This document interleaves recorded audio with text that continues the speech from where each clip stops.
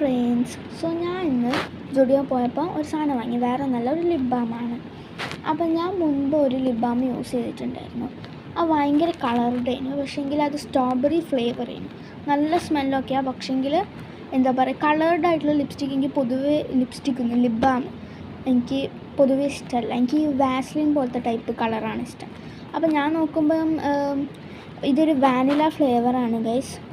അപ്പം നമുക്ക് എന്താ പറയുക, ഞാൻ ആദ്യം വായിച്ചപ്പോൾ എനിക്ക് മനസ്സിലായില്ല. പിന്നെയാണ് മനസ്സിലായത് വാനില ഫ്ലേവറാണ്. ഗൈസ് നമുക്ക് പൊട്ടിച്ച് നോക്കാം. അപ്പം ഗൈസ് ഞാൻ പൊട്ടിച്ചു. അപ്പം ഞാൻ ഇങ്ങനെയാണ് ഇതിലുള്ളത്. ഇനി നമുക്ക് തുറന്ന് നോക്കാം ഗൈസ്.